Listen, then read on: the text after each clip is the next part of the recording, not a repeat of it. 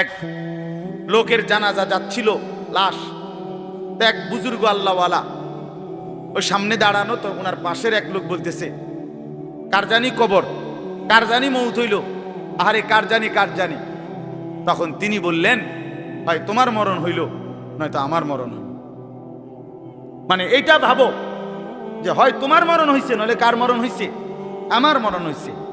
আর ভাবো সে তো মৃত্যুবরণ করছে, তিনটা অবস্থা তার শেষ। একটা হইলো আজরাইলকে দেখা, এটা তার শেষ। এরপরে জান কবজের যন্ত্রণা, এটা তার শেষ। আর জান কবজের পরে তার মৃত্যুটা বিভৎস। অনেকের মৃত্যু হইতে পারত, তার শরীর ছিঁড়া ফেলছে, তার শরীর নিশ্চিহ্ন হয়ে গেছে, এরকম আপনার মৃত্যু হইতে পারত। কিন্তু তার তো স্বাভাবিক মৃত্যু হইল যে তার লাশটা অক্ষত আছে, দেখা যায়। তুমি এবার ভাবো যে তোমার সামনে তিনটা রয়ে গেছে, যে আজরাইল তোমার সামনে কেমন দাঁড়াবে, তুমি চিন্তা করো। তোমার জান কবজের কষ্ট কেমন হবে, তুমি ভাবো। তোমার মৃত্যু কি স্বাভাবিক হবে নাকি অ্যাক্সিডেন্ট আর অস্বাভাবিক কোনো মৃত্যু হবে, সেটা নিয়ে ভাবো। তাইলে প্রতিটা মৃত্যু আমাদেরকে ঘন্টা বাজায়, প্রতিটা রাত আমাদেরকে ঘন্টা বাজায়, প্রতিটা দিন আমাদেরকে ঘন্টা বাজায় যে বান্দা সময় তো চলে গেল, আখিরাতের কি হলো, কবরের কি হলো, পরকালের কি হলো। ইয়াউমা ইয়াকুনুন নাসু কাল ফারাশিল মাবসুত ওয়া তাকুনুল জিবালু কাল ইহনিল মানফুশ। আল্লাহ বলে একদিন সত্যি সত্যি কিয়ামত হবে, ইসরাফিল ফু দিবে। সেদিন কি হবে? সেদিন সমস্ত মানুষগুলো হয়ে যাবে বিক্ষিপ্ত পতঙ্গের মতো।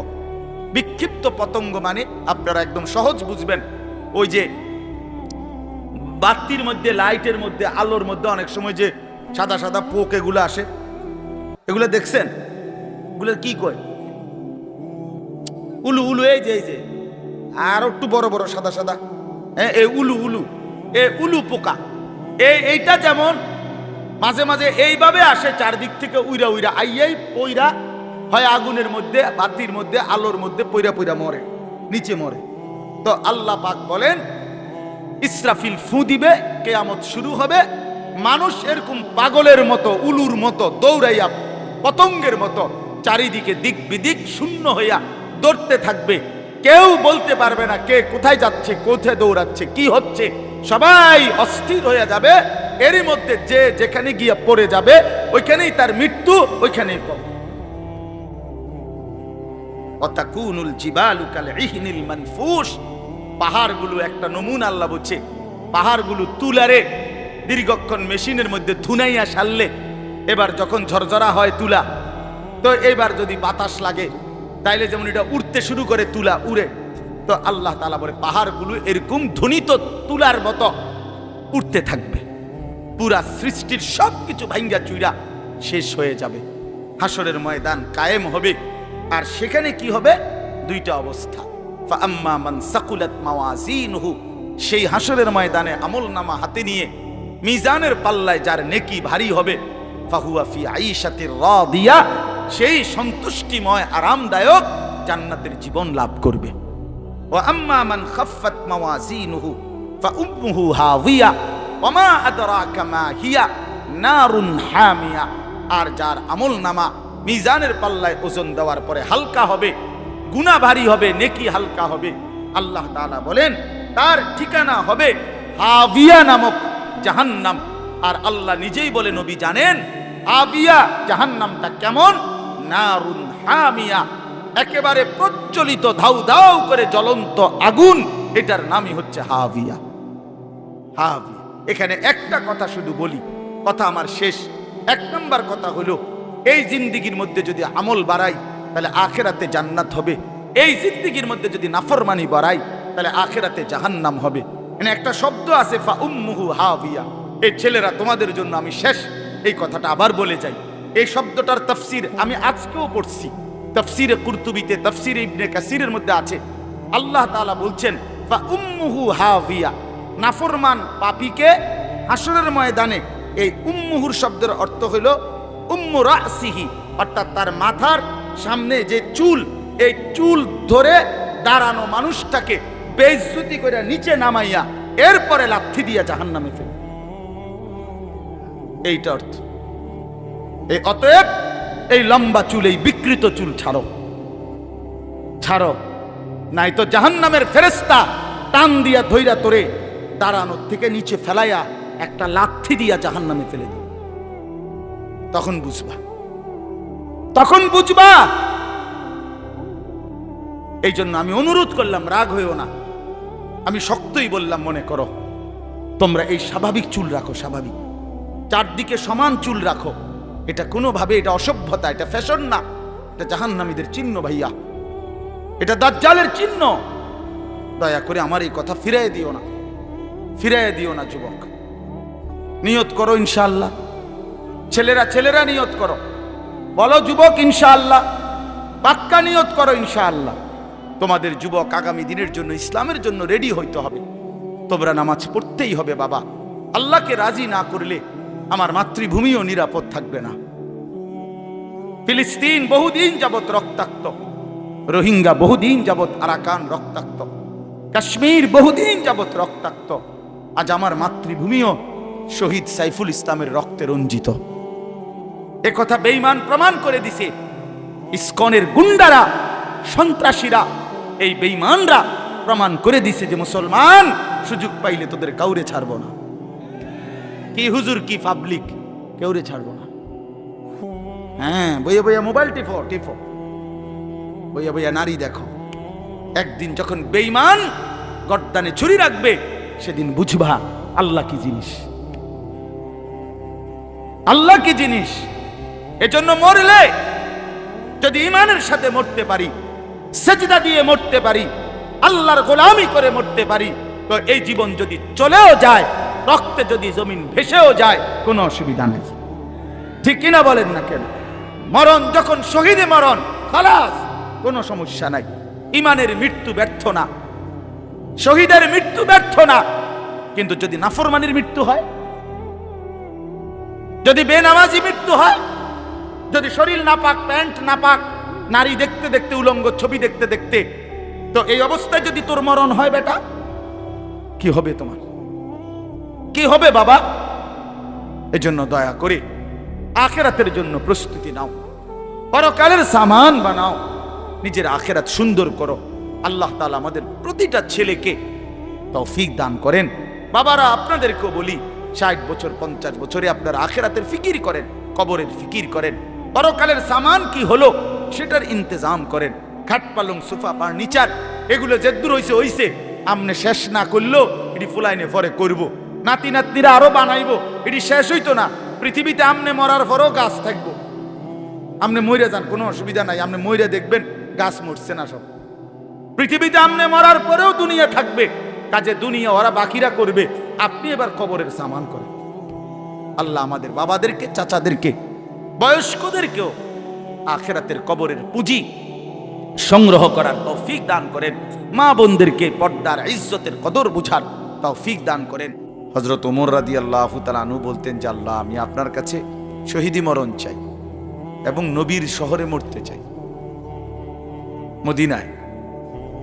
তো আল্লাহ তাআলা ঠিক যেভাবে দোয়া করছেন আজীবন, ওইভাবেই আল্লাহ তাআলা ওনার দোয়া কবুল করছেন। উনি মদিনাতেই ইন্তেকাল করছেন এবং শাহাদাতের মৃত্যু। ফজরের নামাজের ইমামতি অবস্থায় মসজিদে নববীতে প্রথম কাতারে উনি ইমামতি করতেছিলেন। একজন অগ্নিপূজক কাফের ছদ্মবেশে, চাদর দিয়ে শরীর ঢেকে, এই বেঈমান ফজরের নামাজের ইমামতি করতেছেন।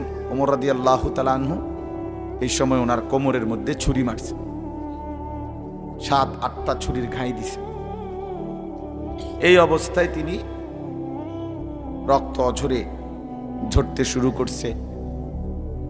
তো উনি চাপ দিয়া ধইরা আগে পিছন কাতার থেকে, প্রথম কাতার থেকে হযরত আব্দুর রহমান ইবনে আউফ রাদিয়াল্লাহু তাআলা আনহুকে টেনে ইমামের জায়গায় না দাঁড় করায়া, তো বলছে, আব্দুর রহমান, আগে ফজরের নামাজ শেষ করো, তারপরে তোমরা আমারে ধইরো।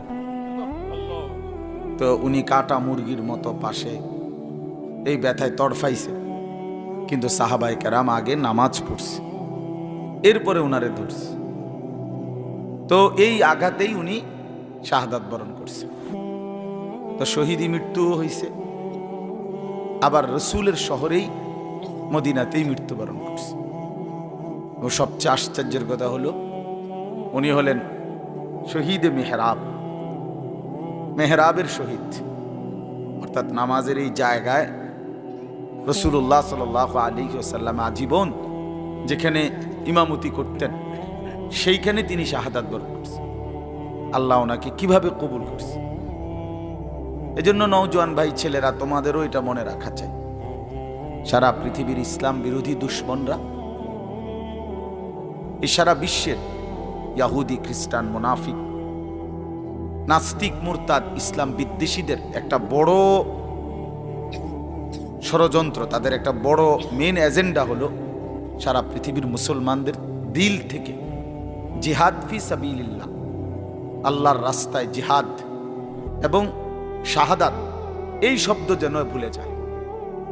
ভোগ বিলাসিতা, দুনিয়া প্রীতি, দুনিয়া নিয়ে ব্যস্ত থাকা, এই অর্থ সম্পদ, বাড়ি ঘর, দালান, বিল্ডিং, খাট, পালং, সোফা, ফার্নিচার, আর ছেলেপেলেরা মোবাইল, বন্ধুদের আড্ডা, খামখেয়ালি, মানে এর মধ্যেই ডুবে থাকুক, অসভ্যতার মধ্যে, দুনিয়া বাড়ানোর মধ্যে পড়ে থাকুক। এটা হলো বেঈমানের সমস্ত ষড়যন্ত্রের মূল। এজন্য সারা পৃথিবী জুড়ে তারা জিহাদ ফি সাবিলিল্লাহর বিরুদ্ধে, আল্লাহর রাস্তায় যুদ্ধ, এর বিরুদ্ধে জঙ্গি, উগ্রবাদী, টেরোরিস্ট, সন্ত্রাসী ইত্যাদি বহু কিছিমের অপপ্রচার করে লাগাতার অব্যাহত এই পরিমাণ বলতে থাকছে যে অনেক মুসলমান সাধারণ মানুষ পর্যন্ত এটাকে ভয় পাইতে শুরু করছে, যে জিহাদ বললেই আতঙ্ক, কিতাল বললেই আতঙ্ক। অথচ কোরআনুল কারীমের প্রায় 600-র চাইতে বেশি আয়াতের মধ্যে আল্লাহ তাআলা জিহাদ ফি সাবিলিল্লাহর কথা বলছেন। তাহলে এতগুলো আয়াতকে অস্বীকার করার কোনো সুযোগ আছে? বলেন, কিভাবে অস্বীকার করে? কোরআনুল কারীমের একটি শব্দ কেউ যদি অস্বীকার করে তাহলে তো সে কাফের, সে তো বেঈমান। তাহলে কোরআনুল কারীমের মধ্যে আল্লাহ তাআলা বারবার এই কথা স্পষ্ট বলছে। কোরআন শরীফে আছে, মক্কায় মুসলমানরা, কুরাইশরা, মক্কার কুরাইশদের মধ্যে মাঝে মধ্যে বিতর্ক হইত যে কেউ কাবা ঘরে হাজীদেরকে পানি পান করাইতো, কেউ হাজীদেরকে মেহমানদারি করত, কেউ কাবা ঘরের চাবি পাহারা দিত, কেউ কাবা ঘরের সংরক্ষণ করত, কাবা ঘরের ভবন ইত্যাদি প্রস্তুত করত, হাজীদের জন্য তাবু বানাইতো। এই খেদমতকে অনেক বড় মনে করত। তো একদিন নিজেদের মধ্যে তারা বলতেছিল যে এইটা সবচেয়ে বড় কাজ। তো আল্লাহ তাআলা কোরআনুল কারীমের সূরা আয়াত নাজিল করে বললেন, না, আল্লাহর উপরে ঈমান এবং জান মালের জিহাদ এটা সর্বশ্রেষ্ঠ কাজ। আজআলতুম সিকায়াতাল হাজ্জ ওয়া ইমারাতাল মসজিদিল হারাম কামান আমানা বিল্লাহি ওয়াল ইয়াউমিল আখির ওয়া জাহাদা ফি সাবিলিল্লাহি বিআমওয়ালিহিম ওয়া আনফুসিহিম লা ইস্তাবুনা ইনদাল্লাহ। তোমরা মনে করেছো হাজীদেরকে পানি পান করানো এবং কাবা ঘর মসজিদে হারামের রক্ষণাবেক্ষণ করা এটা সর্বোত্তম? আল্লাহ বলে, না, আল্লাহর প্রতি ঈমান, ওয়া জাহাদা ফি সাবিলিল্লাহ বিআমওয়ালিহিম ওয়া আনফুসিহিম, আল্লাহর পথে জান আর মালের জিহাদ, এইটা আর ওইটা কশ্চিন কালেও সমানও হইতে পারে না, উচ্চত হওয়ার প্রশ্নই নাই, সমান সমানও না, বরং জিহাদ ফি সাবিলিল্লাহ এটা সর্বশ্রেষ্ঠ। ওয়া যারওয়াতু সানামিহি আল জিহাদ। আল্লাহর নবী সাল্লাল্লাহু আলাইহি ওয়াসাল্লাম বলেন, ইসলামের সর্বোচ্চ চূড়া জিহাদ ফি সাবিলিল্লাহ। কি বলেন? সবাই বলেন, ছেলেরা বলো ভাই, এই শব্দটা বলো, জিহাদ ফি সাবিলিল্লাহ। আজ তোমরা ভুলে গেছো। আজ অসংখ্য যুবক ছেলে, কিশোর ছেলে জানেও না এসব। 16, 17, 18 বছরের ছেলেরা রাসূলুল্লাহ সাল্লাল্লাহু আলাইহি ওয়াসাল্লামের জামানায় পুরা দমে যুদ্ধ করছে, পুরা দম। 17, 18 বছরের অসংখ্য সাহাবী, 20 বছরের অসংখ্য সাহাবী যুদ্ধের ময়দানে সেনাপতি ছিলেন। উহুদের যুদ্ধে সর্বপ্রথম আল্লাহর নবী সাল্লাল্লাহু আলাইহি ওয়াসাল্লাম উহুদের যুদ্ধের দিন, ইসলামের ইতিহাসের অত্যন্ত ভয়ানক একটা যুদ্ধের নাম হল উহুদের যুদ্ধ, যেখানে 70 জন সাহাবী শাহাদাত বরণ করছিলেন। এই যুদ্ধে সর্বপ্রথম দুশমনের বিরুদ্ধে কাফেরদের মোকাবেলায় আল্লাহর নবী সাল্লাল্লাহু আলাইহি ওয়াসাল্লাম প্রথম তীর মারার জন্য দুশমনের দিকে যাকে আদেশ করছেন তার বয়স ছিল মাত্র 18 বছর। হযরত সাদ ইবনে আবি ওয়াক্কাস রাদিয়াল্লাহু তাআলা নবীজি উনাকেই প্রথম বলছেন দুশমনের দিকে তীর মারো, ইরমি সাদ, সাদ তুমি তীর ছোড়ো, ফিদাকা আবি ওয়া উম্মি। এই নবী জীবনে একবার শুধু বলছে এই 18 বছরের সাহাবী যুবকের জন্য যে আমি মুহাম্মদের মা বাপ তোমার জন্য কুরবান। আর কোনোদিন নবীজি এ কথা বলে নাই। সাহাবীরা নবীকে বলতো, হে আল্লাহর নবী, আমার মা বাপ আপনি রাসূলের জন্য কুরবান হোক, এটা মহব্বতে বলতো। তো নবীজি জীবনে কাউকে বলে নাই এখন, এই একমাত্র এই উহুদের যুদ্ধের দিন 18 বছরের ওই ছেলে, এটা হইলো এই টিফো মোবাইল, এটা জিন্দিগি এই মোবাইল লইয়াই শেষ কর, এই ছাগলামি করতে করতেই জীবন শেষ। 24 ঘন্টার জীবনটা তোমরা ছেলেরা বুঝে নিছো মোবাইল।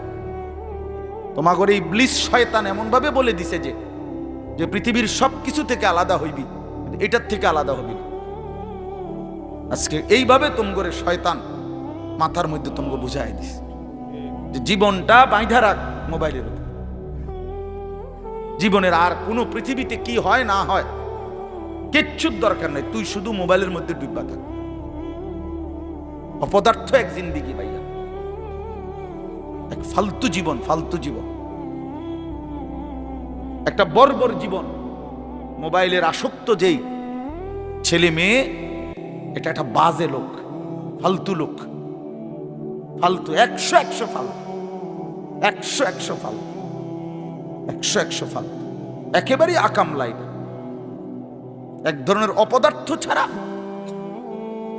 যার পৃথিবী নিয়ে, মানবতার কল্যাণ নিয়ে, মানুষের কোনো উপকার নিয়ে, পৃথিবী নিয়ে, আখেরাত নিয়ে জীবনের কোনো স্বপ্ন নাই। শাহওয়াত, শুধু শাহওয়াত, শুধু লজ্জাস্থানের একটা চাহিদা আছে, শাহওয়াত, এইটা পূরণ কর। নারী, ছবি, নাচ, গান, উলঙ্গতা, অশ্লীলতা, বেহায়াপনা, অসভ্যতা, খালাস। এটা মজা পাইলাম, বেডি চাইলাম, সারা রাত উলঙ্গ দৃশ্য দেখলাম, জানোয়ারের মতো পড়ে থাকলাম শুইয়া। সকালে 8টা বাজুক 9টা বাজুক, যখন ঘুম ভাঙে ঘুম ভাঙলো, ফজরের নামাজ নাই, শরীর অপবিত্র নাপাক, অসভ্য ছবি দেখতে দেখতে শরীর নাপাক হয়ে গেছে। এই অসভ্যতা, এই জানোয়ার মাতালের মতো পড়ে আছে খাটে। যখন ঘুম ভাঙে ঘুম ভাঙলো, উঠলো তো উঠলো, নাস্তা খাইলো, আবার ছুটলো, আবার মোবাইল। আহাত, শরীরের পবিত্রতার খবর নাই, আখলাকের খবর নাই, নামাজেরও খবর নাই। কি জীবন এটা! এই জীবনের চাইতে জানোয়ারের জীবন অনেক ভালো বেটা। জন্তু জানোয়ারও এর চাইতে আগে উঠে যায়, এর চাইতে আগে উঠে। একটা সুন্দর বাণী আছে, লেখা থাকে, দেখছি, ভোরের পাখি যদি তোমার আগেই জেগে যায় তাহলে তুমি ব্যর্থ। ভোরের পাখি যদি তোমার আগেই উঠে যায় তুমি ব্যর্থ। তোমার আগে উঠবে কেন? তুমি মানুষ, আশরাফুল মাখলুকাত, আল্লাহর সর্বশ্রেষ্ঠ সৃষ্টি, তুমিই তো আগে উঠবার কথা। তোমরা এই কি জীবন বাছাই করে নিছো ছেলেরা, তোমরাই বলতে পারো বাবা। তোমার জন্য আমি আটকাবো না, আমার জন্য তুমি আটকাইবা না, কেউ কারোর জন্য আটকাবে না। ছেলেরা মনে রাখো, একদিন তোমার বাপ তোমার বাপের মতো করে কবরে চলে যাবে। এই যাই দৌড়ঝাঁপ করছে বেচারা কামাই করার, একদিন দেখবা তোমারে রাইখা সে চলে গেছে, একদিন তুমিও চলে যাইবা। এই বন্ধু বান্ধব আড্ডা এগুলো সব থাইকা যাবে। দুনিয়ার জায়গায় থাকবে। তুমি মরবা যেদিন, আমি মরবো যেদিন, সেদিনও সূর্য উঠবে, চাঁদ উঠবে, পৃথিবীর এই ব্যস্ততা থাকবে, মানুষের দৌড়ঝাঁপ থাকবে, দোকানপাট সব খুলবে, বাজার ব্যবসা চলবে, শুধু আমি নাই। শুধু কি আমি না, আর সবই কি স্বার্থপর দুনিয়া। কেউ তোমার জন্য 1 ঘন্টাও থামবে না, কেউ না। কারো হাতে সময় নাই ভাইয়া, কারো হাতে সময়। বহুতই বড় স্বার্থপর এক দুনিয়া এটা। এজন্য বুদ্ধিমান সে, নবীজি বলছে, আল কাইয়িসু মান দানা নাফসাহু ওয়া আমিলা লিমা বা'দাল মাউত। বুদ্ধিমান তো সে যে নিজের হিসাব করে, নিজের হিসাব রাখে এবং মৃত্যু পরবর্তীর জন্য আমল করে। রাসূলুল্লাহ সাল্লাল্লাহু আলাইহি সাল্লাম বলেছেন, এক সাহাবী জিজ্ঞেস করছে, ইয়া রাসূলুল্লাহ, মান আকিয়াসুন নাস ওয়া আহজামুন নাস? সবচেয়ে বিচক্ষণ, বুদ্ধিমান, বিবেকবান কে? নবীজি সাল্লাল্লাহু আলাইহি ওয়াসাল্লাম বলেন, আকসারুহুম যিকরান লিল মাউত। বেশি বেশি যে মৃত্যুকে স্মরণ করে। ওয়া আকসারুহুম ইস্তি'দাদান লিল মাউত, এবং বেশি বেশি যে মৃত্যুর জন্য প্রস্তুতি গ্রহণ করে। সে বুদ্ধিমান, সে বুদ্ধিমান। কুরআনুল কারীমের মধ্যে আল্লাহ তাআলা বলেন, ওয়া ইন্নাদ দারাল আখিরাতা লাহিয়াল হায়াওয়ান। ছেলেরা মোবাইল যে কয়জন হাতে আছে নামায় ফেলো, হাতের থেকে মোবাইলটা নামায়া শোনো ভাই, আমার দিকে তাকাইয়া শোনো, ভালো হবে ভাই। তো আল্লাহ তাআলা বলেন, নিশ্চয়ই আখিরাতের ঘর জান্নাত, সেটাই কেবল জীবন। লাহিয়াল হায়াওয়ান, ওইটাই লাইফ, ওইটাই জীবন, এটাই স্টেশন, এটা প্ল্যাটফর্ম। এজন্য ট্রেন স্টেশনে যত অত্যাধুনিক এসি থাকুক, বাসের প্ল্যাটফর্মে যত অত্যাধুনিক রোমে হোক, লোকটা কেবল ছটফট করে, একটু পরপর ঘড়ি দেখে, টিকিট দেখে, বাইরে উকি দেয়, বাস আইয়ে না। আরে ভাই এরম করেন কেন? এসি চলতেছে, বৈশা না থাকবে। আর আপনার কথা বইয়ে থাকতে মাইছি না, ঠিক কিনা বলে? অথচ কোনো সমস্যা নাই, এতটা অত্যাধুনিক রুম এখানে, তারা নাস্তা টাস্তা দিচ্ছে, কিন্তু হের কেবল গরিসা, সে কেবল টিকিট চায়, সে কেবল জিগা কি ভাই আইলুনি, ট্রেন আসছে। কারণ এটা যে প্ল্যাটফর্ম, সে এখানে বসতে আসে নাই। রব্বুল আলামিন বলে, বান্দা বিশ্বাস করো, এটা প্ল্যাটফর্ম। মালি ওয়ালিদ দুনিয়া। রাসূলুল্লাহ সাল্লাল্লাহু আলাইহি ওয়াসাল্লাম, হাই উম্মত, দুনিয়ার সাথে আমার কিসের সম্পর্ক? কি সম্পর্ক? ইন্নামা মাসালি ওয়া মাসালুদ দুনিয়া কারাকিবিন ইস্তাযাল্লা তাহতা শাজারাতিন সুম্মা রাহা ওয়া তারাকা। হাদিস। নবীজি বলছে, আমার উদাহরণ দুনিয়ার সাথে কেমন শোনো। এমন এক পথিক লম্বা পথে বহু দূর কোথাও যাবে, রওনা দিছে, প্রচন্ড রৌদ্র, ভীষণ রৌদ্রে পথিক এতটাই ঘামে ভিজে গেছে যে এই জন্য সে একটা গাছের নিচে একটু বাতাসের জন্য একটু বসছে, শরীরটা যাতে একটু ঠান্ডা হয়, গরম লাগতেছে। তো কিছুক্ষণ পরে শরীরটা যখন একটু ঠান্ডা লাগছে, একটু বিশ্রাম করছে, তা আবার সেই পথিক তার মূল গন্তব্যের দিকে রওনা দিয়ে চলে গেছে। তারা কাহা, গাছটাকে গাছের জায়গাতেই রেখে গেছে। নবীজি বলেন, ঠিক এমন আমি তো আখিরাতের পথিক, আমি তো জান্নাতের যাত্রী, আমি তো আখিরাতের মুসাফির, আমি তো যাচ্ছি সেখানে। তো যাওয়ার পথে মাঝখানে 60 বছর, 63 বছর, 40 বছর, 50 বছরের একেবারে সামান্য একটু সময় ওই গাছের নিচে দুনিয়ায় একটু বিশ্রাম করলাম, একটু বসলাম, আবার একটি নির্দিষ্ট সময় পরে আমি আমার আপন গন্তব্য আখিরাতের দিকেই রওনা দিলাম। দুনিয়া দুনিয়ার জায়গায় রয়ে গেল, দুনিয়া দুনিয়ার জায়গাতেই রয়ে গেল, দুনিয়া পড়েই রইল। কি ভাই, বুঝতেছেন এই কথাটা? রাসূলুল্লাহ সাল্লাল্লাহু আলাইহি ওয়াসাল্লাম বলেন, ইয়াকুলু ইবনু আদম মালি ওয়া মালি। কি আজীব হাদিস শুনেন। নবীজি বলেন, হায় বনি আদম, সারাক্ষণ কেবল বলে আমার মাল, আমার মাল। দেখছেন গাড়িটা আমার, এই বাড়িটা আমার, এই 10 শতক জমি আমার, এই সোফাগুলো আমার, এই খাট আমার। আল্লাহ নবী সাল্লাল্লাহু আলাইহি সাল্লাম বলেন, হাল্লাকা ইয়া ইবনা আদম মিন মালিক, কোথায় তোমার মাল? এই বনি আদম, মাল তোমার বলতে কে বললো এগুলো তোমার? এগুলো যদি তোমারই হয় তো তুমি যেহেতু চিরস্থায়ী ভাবে দুনিয়া থেকে কবরের দিকে চলে যাচ্ছ, এগুলো সাথে নিচ্ছ না কেন? তোমার জিনিস কার জন্য রেখে যাচ্ছ? এই বেটা,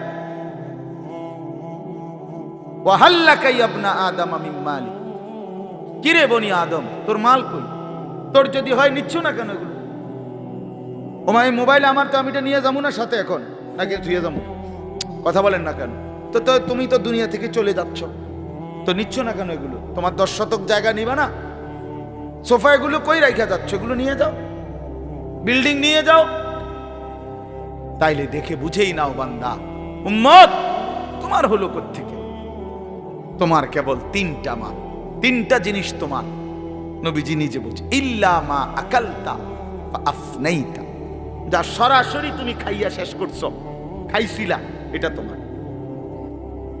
আউ লাবিস্তা ফা আবলাইতা, যেটা সরাসরি তুমি গায়ে দিছিলা, পরছিলা, পোশাক তোমার গায়ে, পড়তে পড়তে এডি পুরান হইছে, সিরিয়ালাইছো, এগুলো তোমার। আউ তাসাদদাকতা ফা আমদাইতা, আর যা আল্লাহর রাস্তায় খরচ করেছো, দান, সাদাকা, যাকাত, ফিতরা, হজ, উমরার জন্য, গরিব দুঃখী, মসজিদ, মাদ্রাসা, এতিম, গরিব, অসহায় ইত্যাদি ইত্যাদি, এই যেগুলো তুমি কি করছিলা? সাদকা, খরচ করছো আল্লাহর পথে, ফামদাইতা, সেটা তুমি আখিরাতে পাঠাইছো, সেটা পৌঁছে। এই 3টা তুমি।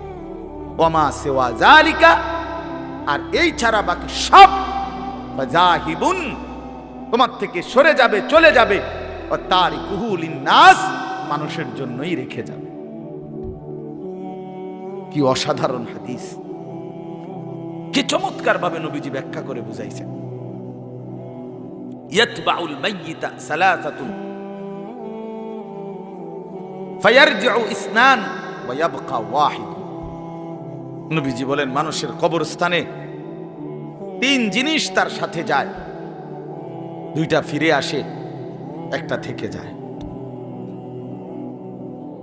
একটা থেকে যায়, যাওয়ার সময় যায় 3টা। 1 নম্বর মালুহু ওয়া আহলুহু ওয়া আমালুহু, তার কিছু মাল, ওই যে লাশের খাটিয়া, আগরবাতি, এই জাতীয় সামান্য কিছু মাল তার, এগুলো তার সাথে যায়।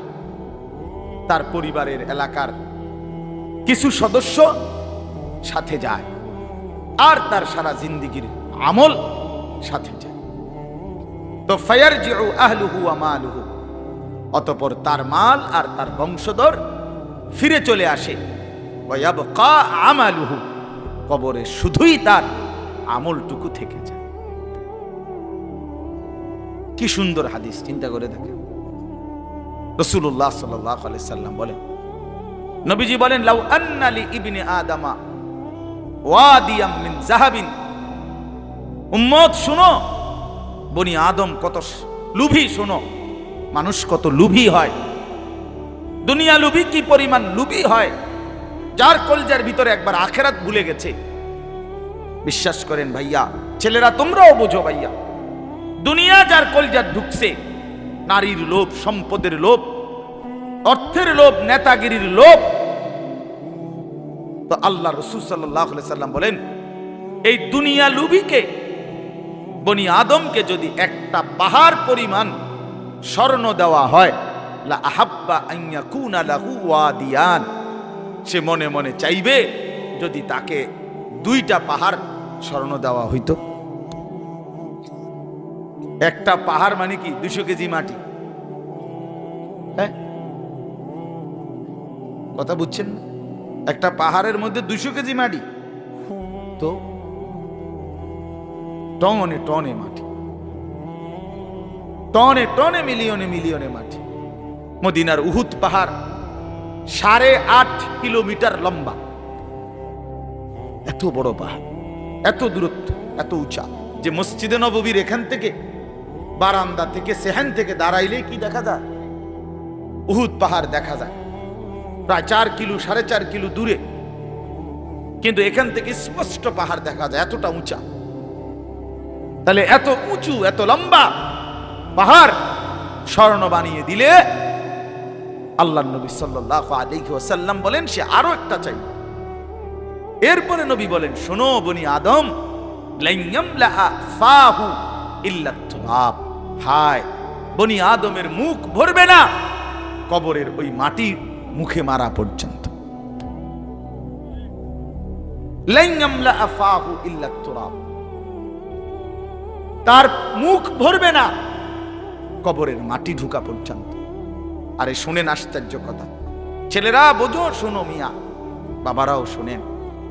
আশ্চর্য কথা হলো এই যে হাদিস, এটা আমি বললাম না যে বনি আদমকে যদি একটি পাহাড় স্মরণ দেওয়া হয় সে আরেকটি পাহাড় চাইবে এবং তার মুখ ভরবে না, কি ছাড়া?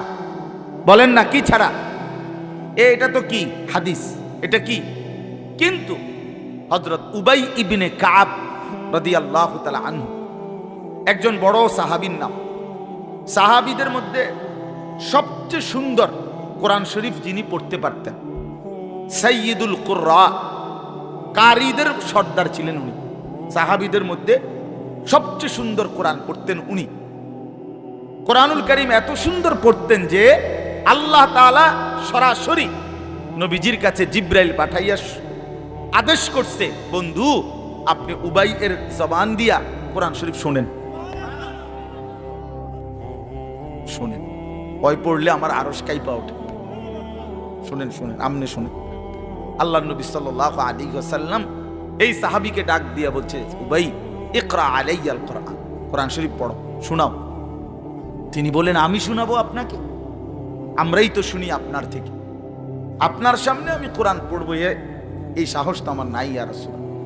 আল্লাহ নবী সাল্লাল্লাহু আলাইহি ওয়াসাল্লাম বললেন, আল্লাহ তাআলা তোমার নাম বলে আমাকে আদেশ করেছেন তোমার জবানে কোরআন শুনতে। উনি 3 বার জিগাইছে কথাইটা। এরপরে আসাম্মানি আল্লাহ, ইয়া রাসূলুল্লাহ, আল্লাহ আমার নাম নিছে? বলে তোমার নাম? আমার নাম? হ্যাঁ তোমার নাম। আমার নাম? বলছে হ্যাঁ তোমার নাম।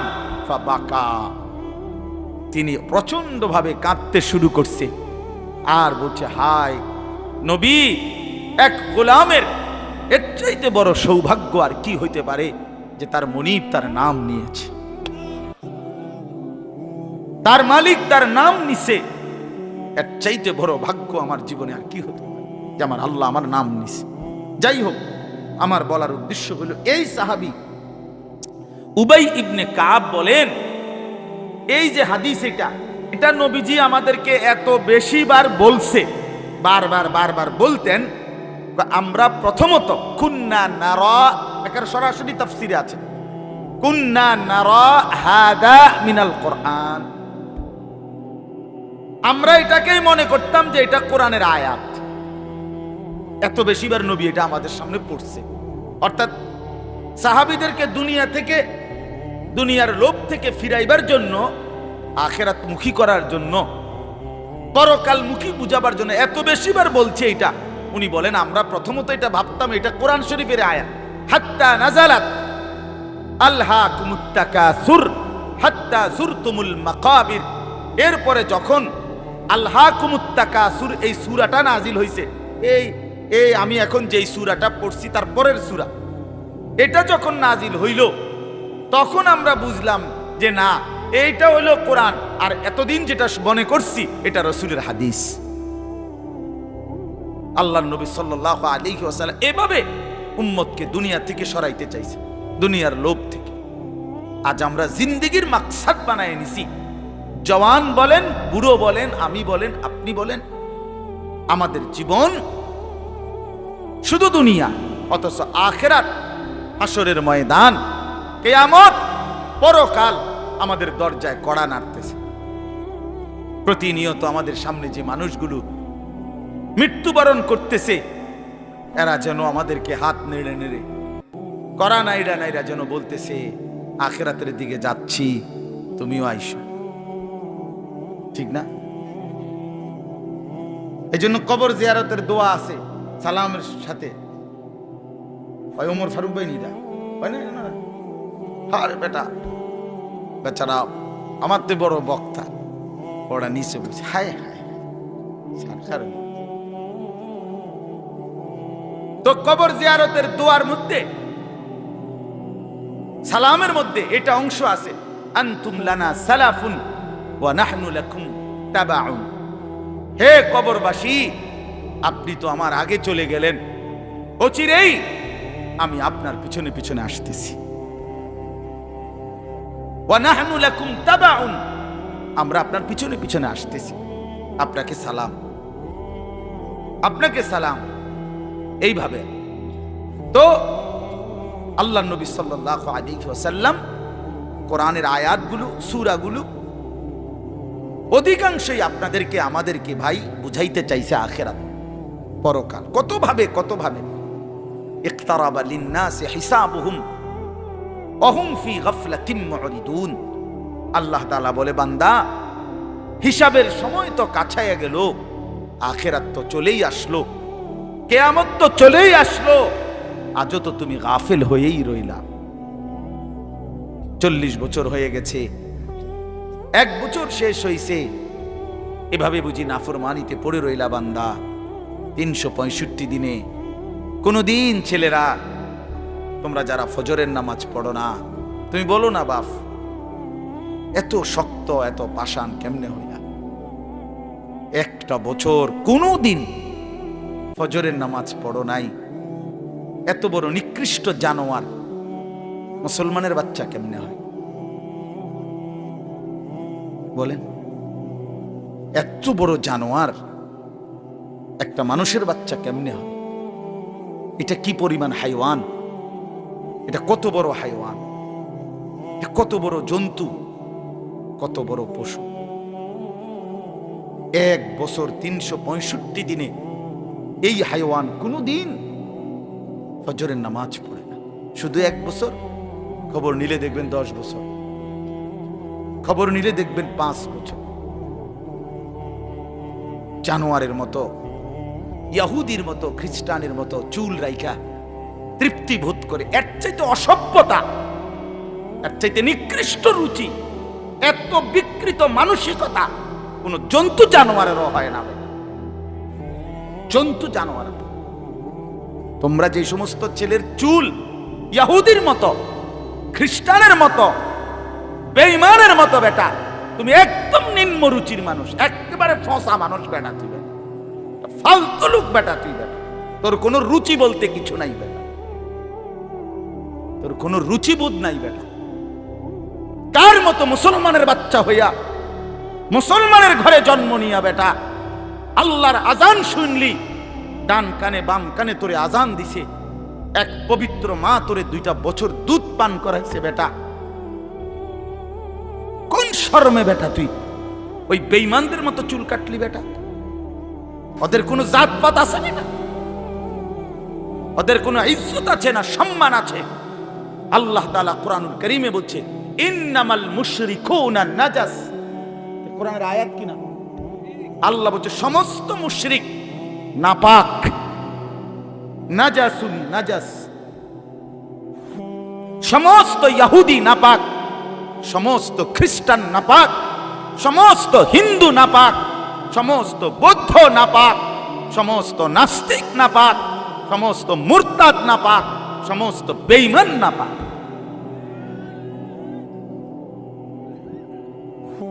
কার মতো বেটা চুল রাখলি? কারে দেখা বেটা পেশাব করে পানি লস না বেটা? কোন সভ্যত থেকে শিখলি বেটা? এটা কার থেকে শিখলি? জীবনে 2-4 অক্ষর পড়ালেখাও করো নাই,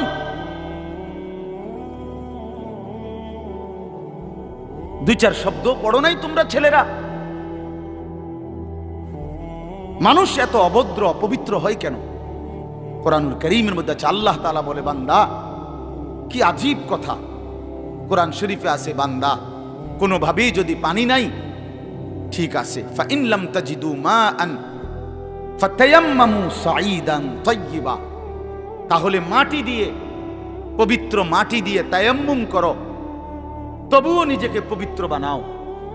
যদি বলি আল্লাহ পানি নাই, ঠিক আছে, তো মাটি দিয়ে হলেও পবিত্র হইতে হবে, এত তাড়াহুড়া কা? পানি আইও, পানি পাইয়া লই, এরকম শুরু করলেন। কোরআন শরীফের সরাসরি আয়াত, আল্লাহ তাআলা বলে জানো, ওয়ালাকিন ইউরিদু লিইউতাহহিরাকুম, আল্লাহ বলেন আমি না আমার ইমানদার বান্দাকে সারাক্ষণ পবিত্রই দেখতে চাই। দোস্ত আমার, এটা কোরআন শরীফের আয়াত। ওয়ালাকিন ইউরিদু লিইউতাহহিরাকুম, আমি আমার বান্দাকে পবিত্র, মুমিন আমার সে, ও অন্য কেউ না, ও আমার ইমানদার বান্দা। তো ইয়া আইয়ুহাল্লাযীনা আমানু ইযা কুমতুম ইলাস সালাতি ফাগসিলু ওয়ুজুহাকুম, এই আয়াতের মধ্যে, এই আয়াতের অন্তর্ভুক্ত অংশ এটা। ওয়ালাকিন ইউরিদু লিইউতাহহিরাকুম, ইমানদার পানি নাই, ঠিক আছে, তায়াম্মুম করো মাটি দিয়ে। কেন এমন তাড়াহুড়া? আল্লাহ তাআলা বলে আমি যে তোমাকে পবিত্র দেখতে চাই, আমি কে তোমাকে পবিত্র। ফীহি রিজালুন ইউহিব্বুনা আন ইয়াতাতাহহারু আল্লাহু ইউহিব্বুল মুত্তাহহিরিন। কোরআন শরীফের আয়াত আছে, আল্লাহ বলে বন্ধু আপনার কিছু সাহাবীকে আমি দেখছি, আল্লাহ প্রশংসা করতেছে। মদিনার কুবা একটা এলাকা, যেখানে নবীজি মদিনার মক্কা থেকে হিজরত করে এসে প্রথম ঢুকছিলেন। এই হিজরত করে আইসা প্রথম যেখানে ঢুকছেন, এই জায়গাটার নাম হলো কুবা নগরী। কুবা কি নাম? এই কুবা। এই এলাকার যারা সাহাবী ছিল, ওনাদের একটা অভ্যাস ছিল, ওনারা ওই সময় পানির তীব্র সংকট ছিল, পানি কম ছিল আর কি। তো তীব্র পানির সংকট থাকার পরেও ওনারা খাবারের পানি, রান্নার পানি, মানে ভাত তরকারি রান্নার যে পানি আর খাবারের পানি কম খাইতো, কম ব্যবহার করত। এখান থেকে পানি বাঁচাইয়া পেশাব পায়খানার পবিত্রতার জন্য যে পানি দরকার, ওইখানে তারা পর্যাপ্ত পরিমাণ পানি ব্যবহার করত, যেন পবিত্রতার মধ্যে কোনো কমতি না। আল্লাহর কসম, এই কথাইটা, তাদের এই আখলাক আচরণটা আল্লাহ এত পছন্দ করছে, কোরআন শরীফের আয়াত নাজিল করে ডাইরেক্ট তাদের প্রশংসায়। আল্লাহ বলছে ফীহি রিজালুন, আপনার সাহাবীদের মধ্যে কিছু লোক এমন আছে আমি দেখতেছি, ইউহিব্বুনা আন ইয়াতাতাহহারু, যারা ভালোভাবে পবিত্রতা অর্জন করাটাকে খুব পছন্দ করে। আল্লাহু ইউহিব্বুল মুত্তাহহিরিন, নবী শুনায়ে দেন এমন পবিত্রতা অর্জনকারীদেরকে আমি আল্লাহও ভীষণ ভালোবাসি।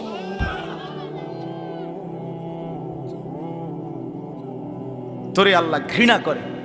যুবক, তোদের যাদের প্যান্টে পেশাব, তোরা যারা টয়লেট পেপার ব্যবহার করো না, তুই নিকৃষ্ট রুচির মানুষ বেটা, ফালতু বেটা, ফালতু বেটা। চুল কেবল চুলের পিছনের দিকে ফিরাজ বেটা, এতে মানে একটা কেমন লাগে। হ্যাঁ, সামান্য সামান্য সহপাঠী বা সামান্য সেরকম, আর সেরকম লাগতেছে তোরে দোস্ত, জিঙ্গাইলে না বলে সেরকমটা কেডা? সেরকম ঠিক আছে লাগতেছে, আমিও কই, কিন্তু সে কে যার মতো লাগতে আছে?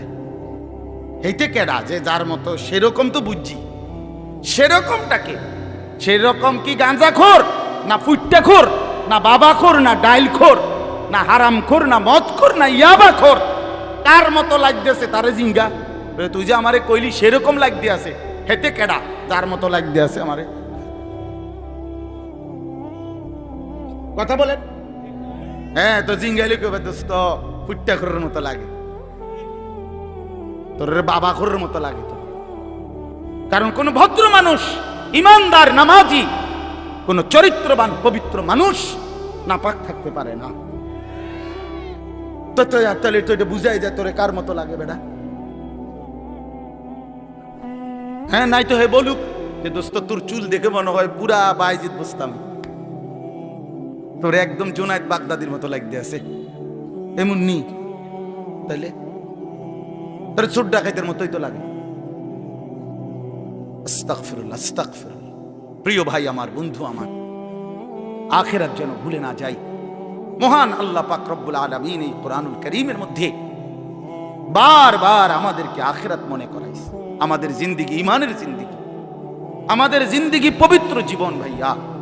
আমরা শুধুই দুনিয়ার জন্য না, শুধু দুনিয়ার জন্য আল্লাহ তাআলা কোরআন শরীফ আছে ওয়াদারনি ওয়াল মুকাদ্দিবিনা উলিন নি'মাতি ওয়া মাহিলহুম কালিলা।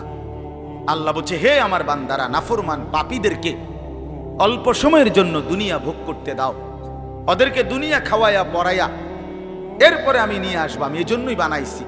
কিন্তু তোমরা মুমিন, তোমরা ঈমানদার, তোমাদেরকে আমি আল্লাহ তাআলা জান্নাতের জন্য বানাইছি, জান্নাতের জন্য। উইদ্দাত লিল মুত্তাকিন, মুমিনদের জন্যই জান্নাত, মুত্তাকিদের জন্যই জান্নাত। একটা বেঈমানও জাহান্নাম থেকে মুক্তি পাবে না। কোনো কাফের, কোনো বেঈমান, কোনো হিন্দু, কোনো বৌদ্ধ, কোনো ইহুদি, কোনো খ্রিস্টান, কোনো নাস্তিক মুরতাদ পরকালে এক ঢোক, এক জাররা, এক লোকমা, এক ঢোক পানি মিলবে না, সুখ মিলবে না। ঈমানবিহীন সমস্ত ভালো কাজ আখিরাতের বিচারে পরিত্যক্ত, মারদুদ, বাতিল। ঈমান সত্য। মৃত্যু পরবর্তী যেই কোনো বিনিময়ের জন্য উত্তম বিনিময় পেতে হলে কি লাগবে? ঈমান জরুরি, ঈমান জরুরি। ঈমান হারা সর্বহারা, আল্লাহ হারা সর্বহারা, সর্বহারা। তো এই জন্য আল্লাহ তাআলা আমাদেরকে বানাইছিনি আখিরাতের জন্য, আখিরাতে নিজের জন্য। খালাকতুল আশিয়া আলি আজালিক ওয়া খালাকতুকা লি। আল্লাহ বলছে, বান্দা গোটা দুনিয়া আমি তোমার জন্য বানাইছি, তোমারে শুধু আমার জন্য বানাইছি।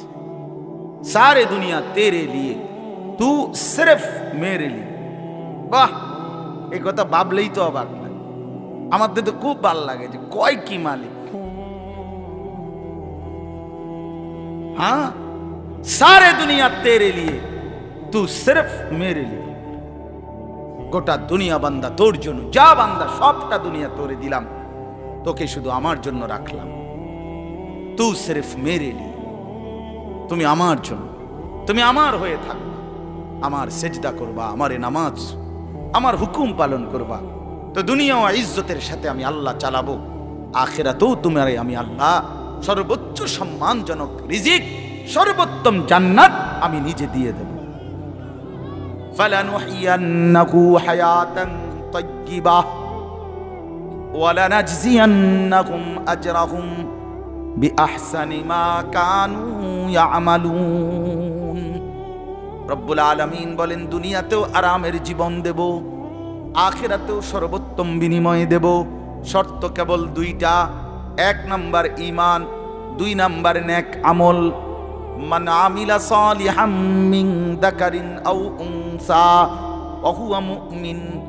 আল্লাহ বলেন, পুরুষ কিংবা নারী যদি ঈমান অবস্থায় সবগুলো নেক আমল করতে পারো, আমি আল্লাহ ওয়াদা দিলাম বান্দা, দুনিয়াতেই তোমাকে আরামের জীবন দেব, আখিরাতেও সর্বোত্তম বিনিময় দেব। সুবহানাল্লাহ। হ্যাঁ, চলেন, আমার কথা শেষ। আমার বাপ, আমি তর্জমা শুনাই, তাইলেই কথা শেষ। হাফেজ আমিন ভাই অনেক মহব্বত করছে, এই মাদ্রাসার মাহফিলে আসার সুযোগ হয়েছে, এতটুকুই। আরো উলামায়ে কেরাম, আমাদের আল্লামা মুফতি আমজাদ হুসাইন সাহেব হযরত অনেক অসুস্থ, উনি আজকে অনেক দিন ধরে ডেঙ্গুতে আক্রান্ত। আজকেও আসরের পরে কথা বলছি, খুব আস্তে আস্তে কথা বলে, খুব ক্লান্ত, দুর্বল। তারপরও আমারে বলছে যে আমিন ভাইয়ের মাহফিল আমি একটু লেগে হইলো আসমু। আমাদের আজকে যে একজন মাওলানা শেষ বয়ান করবে, আপনি অসাধারণ। আপনাদের ছেলেদেরকে, তোমাদেরকে বলি বাপ, আমার অনুরোধ রইল, আমার এই কথাটা রাইখো, তোমরা ওর বয়ান শুনো। আমি নিজেও ওর বয়ান শুনি, আমি নিজেও এর বক্ত। অসাধারণ বয়ান করেছে হযরত মাওলানা মুফতি ইউসুফ বিন ইকবাল, তার বয়ান চমৎকার। একেবারে আল্লামা মুফতি আরিফ বিন হাবিব যেমন সব কথা হাদিস থেকে বলে, এই নওজোয়ান মাওলানাও ঠিক এরকম অনর্গল রাসূলুল্লাহ সাল্লাল্লাহু আলাইহি সাল্লামের হাদিস বলতে থাকে। হ্যাঁ, এজন্য সবাই ইনশাআল্লাহ এই মাওলানার বয়ান শুনবার চেষ্টা করবেন। তো তরজমাটা শুনেন। আল্লাহ তাআলা মূল বক্তব্য এটাই যে আল্লাহ আমাদেরকে আখিরাত মনে করাইতে চাইছে। কি? কোরআনুল কারীমের 30 নম্বর পারা 101 নম্বর সূরা আল কারিআ, এই সূরার আল্লাহ বলেন আল কারিআতু মাল কারিআ। আল কারিআ অর্থ হলো যেটা দরজায় আঘাত করে, খটখট খটখট আওয়াজ করে, এই খটখটকারী।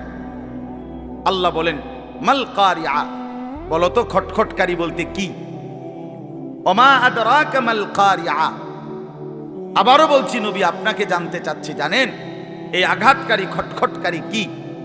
আল্লাহ বলেন সেটা হলো আখিরাত, কিয়ামত, যেটা আপনার কাছে প্রতিদিন আমাদের কাছে খটখট করে আমাদের দরজায় যেন ঘন্টা বাজাইয়া বলে যাচ্ছে যে কিয়ামত তো চলেই আসলো। আখিরাতের প্রস্তুতি কি হলো বলো? ওই মানুষ তো মরে গেল দেখলা, তুমিও তো মরে যাবা, তোমার প্রস্তুতি কি বলো?